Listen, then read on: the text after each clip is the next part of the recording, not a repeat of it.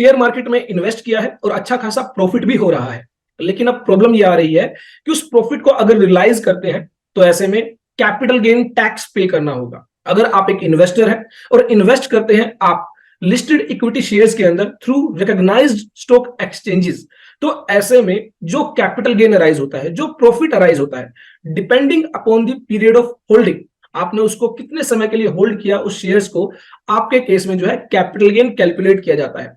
अगर वो with in 12 months आपने जो है प्रॉफिट जो है रियलाइज किया है तो ऐसे में वो शॉर्ट टर्म कैपिटल गेन की कैटेगरी में आता है, और अगर आपने जो है बियॉन्ड 12 मंथ्स उस प्रॉफिट को रियलाइज किया है तो वो लॉन्ग टर्म कैपिटल गेन की कैटेगरी में आता है। अब समस्या यह है कि शॉर्ट टर्म कैपिटल गेन पर 15% का टैक्स पे करना होगा अंडर सेक्शन 111A, और लॉन्ग टर्म कैपिटल गेन पर जो है 10% का टैक्स पे करना होगा under section 112A, over and above 1 lakh rupees. 1 lakh rupees तक का जो लॉन्ग टर्म कैपिटल गेन है उस पर जो है टैक्स एग्जम्पशन है, कोई टैक्स आपको पे नहीं करना है। अबव 1 लाख रुपीज जो है long term capital gain in case of listed equity shares, आपको जो है 10% का टैक्स पे करना है। अब बात आती है कि अगर कोई व्यक्ति ये 10% भी पे नहीं करना चाहता, long term capital gain rise हो रहा है लेकिन यहां पर हम वो 10% का भी टैक्स जो है वो सेव करना चाहते हैं, तो ऐसे में उसको हम कैसे बचा सकते हैं? आज की हमारी इस वीडियो में हम डिटेल में डिस्कस करेंगे, विद एग्जांपल डिस्कस करेंगे कि कैसे आप वो 10% का जो टैक्स है उसको बचा सकते हैं, सेव कर सकते हैं।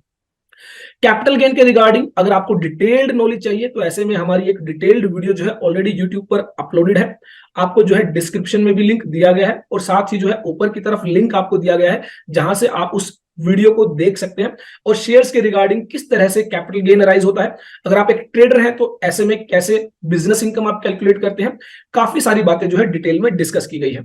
आज की हमारी इस वीडियो में हमारा जो फोकस रहेगा वो रहेगा कि अगर लॉन्ग टर्म कैपिटल गेन है in case of listed equity shares तो आप वो 10% का टैक्स कैसे सेव कर सकते हैं। आगे बढ़ने से पहले, स्टार्ट करने से पहले, अगर आपने अभी तक हमारे YouTube चैनल को सब्सक्राइब नहीं किया है जल्दी से कर लीजिए। अगर आप अपडेटेड रहना चाहते हैं बहुत सारे tax updates, GST, income tax, ESIC, EPF, corporate laws compliances से, और साथ ही टैक्स प्लानिंग आप करना चाहते हैं कैसे आप अपना टैक्स जो है वो सेव कर सकते हैं, डिटेल्ड वीडियो जो है हमारे YouTube चैनल पर टाइम टू टाइम अपलोड की जा रही है। तो अब हम बात कर रहे हैं कि लॉन्ग टर्म कैपिटल गेन पर वो 10% का टैक्स जो है वो आप कैसे सेव कर सकते हैं। तो इसके लिए हम एक एग्जांपल आपके साथ लेकर चल रहे हैं। उस एग्जांपल को अगर आप अच्छे से समझते हैं, दोनों ही सिनेरियो हम यहां पर डिस्कस करेंगे कि अगर आप टैक्स प्लानिंग करते हैं तो कैसे आप वो 10% का टैक्स सेव करेंगे, और अगर आप टैक्स प्लानिंग नहीं करते हैं तो कैसे वो एडिशनल 10% का टैक्स आपको पे करना पड़ता है। तो स्टार्ट करते हैं विद एन एग्जांपल।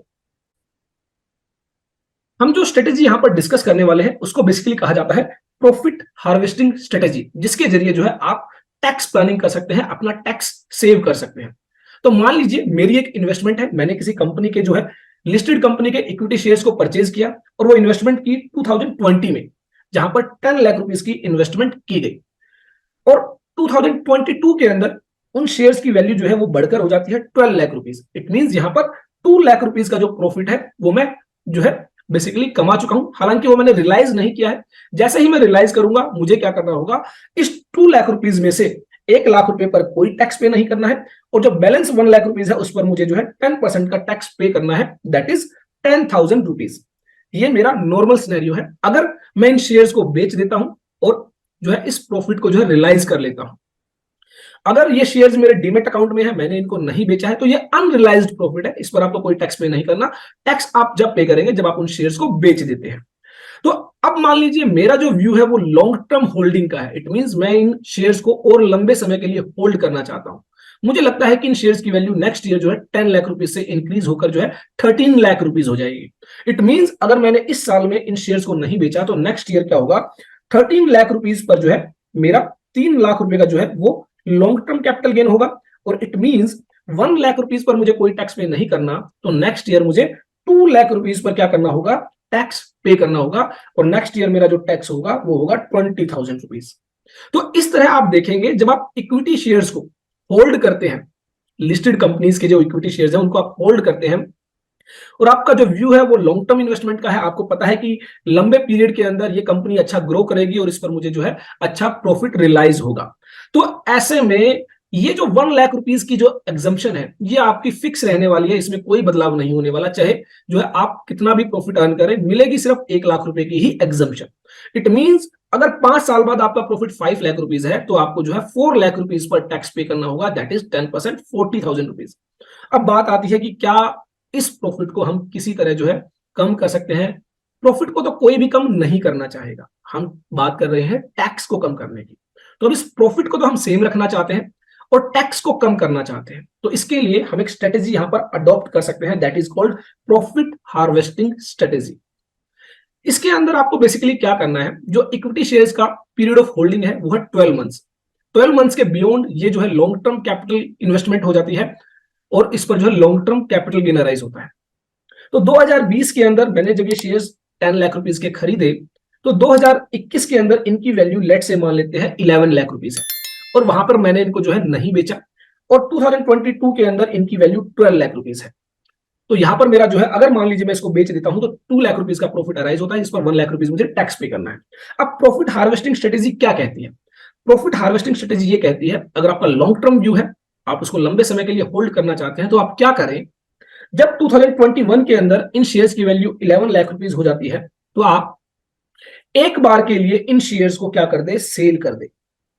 आप सेल करेंगे 11 लाख रुपीज में, आपकी जो परचेज प्राइस है वो है 10 लाख रुपीज, और 1 लाख रुपीज का जो कैपिटल गेन अराइज होगा उस पर आपको कोई टैक्स पे नहीं करना। इट मींस आपकी जो टैक्स लायबिलिटी है वो नील है। और सेम डे या फिर 1 दिन के बाद, 2 दिन के बाद आप इन शेयर्स को फिर से परचेज कर लें।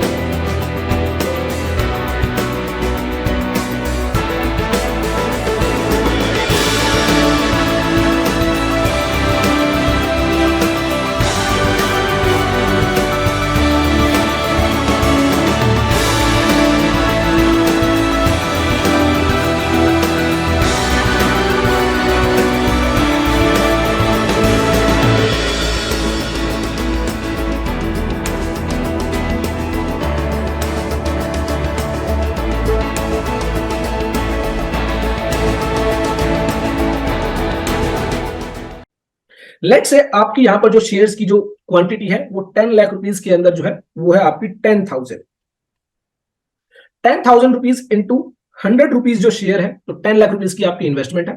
आप 11 लाख रुपीज का जब आप सेल करेंगे तो अगेन जो वैल्यू होगी वो 110 रुपए होगी, और यहां पर आप क्या करेंगे, 10,000 शेयर्स फिर से परचेज कर लेंगे।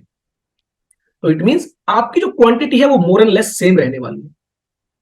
अब होगा क्या, अगेन अब आपके पास 10,000 शेयर्स हैं, 11 लाख रुपीज उनकी वैल्यू है, लेकिन अब आपको कोई टैक्स पे नहीं करना। अब नेक्स्ट ईयर आपको क्या करना है, नेक्स्ट ईयर 2022 में इनकी वैल्यू हो जाती है 12 लाख रुपीज। अगेन अब यहां पर जो है 1 लाख रुपए का प्रॉफिट फिर से अराइज हो गया है। प्रॉफिट 2 लाख रुपीज का ही है। अगर आप देखेंगे आपकी ओरिजिनल इन्वेस्टमेंट जो है 10 लाख रुपीज थी, और यहां पर जो है अब उनकी वैल्यू जो है 12 लाख रुपीज है। 2 लाख रुपीज का ही प्रॉफिट है, लेकिन 1 लाख रुपीज का प्रॉफिट आप ऑलरेडी रियलाइज कर चुके हैं और उस पर आपने कोई टैक्स भी पे नहीं किया। अब आपको फिर से क्या करना है, अगर आपका जो व्यू है अगेन आगे के लिए होल्ड करने वाला है, तो अगेन आप क्या करें, फिर से इन शेयर्स को एक बार सेल कर दें। लेकिन ध्यान रखें 12 मंथ्स का पीरियड जो है वो कंप्लीट होना चाहिए। अगर आपने 12 मंथ्स का पीरियड कंप्लीट नहीं किया तो ये शॉर्ट टर्म कैपिटल गेन की कैटेगरी में आ जाएगा और आपको 15% का टैक्स पे करना होगा। तो अगेन यहां पर आपको जो है इसको 12 मंथ्स के बियॉन्ड सेल करना है। तो यहां पर जब आप सेल करेंगे तो अगेन क्या होगा, लेट्स से 12 लाख रुपीस की आपकी सेल प्रोसीड्स हैं, और आपकी जो परचेज प्राइस होगी वो होगी 11 लाख रुपीस। ये ध्यान रखें, यहां पर 10 लाख रुपीस आपका परचेज प्राइस नहीं होगा, 11 लाख रुपीस, और आपका प्रॉफिट अराइज होगा 1 लाख रुपीस। और अगेन मेरे को 1 लाख रुपीस की टैक्स एग्जेम्पशन मिलेगी, मुझे फिर से कोई टैक्स पे नहीं करना। तो आप देखेंगे नॉर्मल सिनेरियो के अंदर मुझे जो है 2 साल अगर मैं होल्ड करता हूं तो यहां पर 10,000 रुपए का टैक्स पे करना पड़ रहा है। लेकिन अगर मैं यहां पर थोड़ी सी प्लानिंग करता हूं और 12 मंथ्स पीरियड को कंप्लीट करने के बाद उनको जो है एक इंटरवल के बाद सेल करता रहता हूं और फिर उनको परचेज कर लेता हूं, तो यहां पर मेरी जो है टैक्स सेविंग हो जाती है और यहां पर मुझे अब कोई भी टैक्स पे नहीं करना। और अगर आपका point of view long term holding का है तो अगेन आप इन शेयर्स को यहां पर फिर से परचेज कर सकते हैं। अब की बार जो परचेज करेंगे 120 रुपए पर शेयर इंटू 10,000 रुपीज शेयर।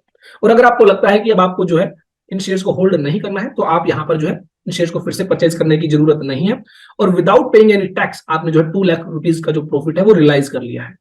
तो ये जो है बेसिकली प्रॉफिट हार्वेस्टिंग स्ट्रेटेजी है। इसको आप हर साल चेक कर सकते हैं और अपना व्यू देख सकते हैं कि आपका व्यू जो है अगर लॉन्ग टर्म होल्डिंग का है तो आप उसको सेल करेंगे और फिर से परचेज करेंगे। सेम डे कर सकते हैं, नेक्स्ट डे कर सकते हैं। सेम डे के अंदर कुछ लोगों को लग सकता है कि ये जो है बेसिकली कहीं इंट्राडे ट्रांजेक्शन तो नहीं हो जाएगी। देखिए, जब आप डिलीवरी बेस्ड ट्रांजेक्शंस करते हैं इन शेयर्स, तो यहां पर फीफो मेथड फॉलो किया जाता है, first in first out. It means यह माना जाएगा जो शेयर्स आपके पास ऑलरेडी थे वो आपने पहले सेल किए हैं और उसके बाद जो आप परचेज कर रहे हैं वो जो है आपकी नेक्स्ट होल्डिंग होगी। तो ऐसे में आप सेम डे कर सकते हैं। कुछ लोगों को लगता है कि सेम डे के अंदर वो इंट्राडे ट्रांजेक्शन मानी जाएगी, तो आप नेक्स्ट डे कर सकते हैं। एक दिन के बाद या 2 दिन के बाद आप उन शेयर्स को परचेज कर सकते हैं, क्योंकि 1 या 2 दिन के अंदर कोई ज्यादा मूवमेंट शेयर्स के अंदर नहीं होने वाला। तो अगर आपका लॉन्ग टर्म व्यू है तो आप अगेन फिर से उनको परचेज कर सकते हैं। तो ये बेसिकली प्रॉफिट हार्वेस्टिंग स्ट्रेटेजी है। यहां पर आप देखेंगे कि जो 2 लाख रुपीज का प्रॉफिट है, यहां पर हमने नॉर्मल सिनेरियोज के अंदर 10,000 रुपीज का टैक्स पे किया है, जबकि अगर हमने स्ट्रेटेजी को फॉलो किया तो हमने कोई टैक्स पे नहीं किया है। तो आई होप आप इस स्ट्रेटेजी को जो है अडॉप्ट कर सकते हैं। और अगर आप एक लॉन्ग टर्म इन्वेस्टर हैं तो टाइम टू टाइम आप रिव्यू कर सकते हैं कि कुछ प्रॉफिट आप रियलाइज करके चले और उसको फिर से इन्वेस्ट कर दे उस प्रॉफिट को, सो दैट कि एक लंबे समय में आप जो है टैक्स सेविंग्स कर पाए। आई होप मेरी ये वीडियो आपके लिए यूजफुल होगी और ढेर सारी टैक्स प्लानिंग जो है आपके साथ डिस्कस की जाएगी टाइम टू टाइम। देखते रहिए, लाइक करते रहिए, शेयर करते रहिए हमारे YouTube channel all about taxes को।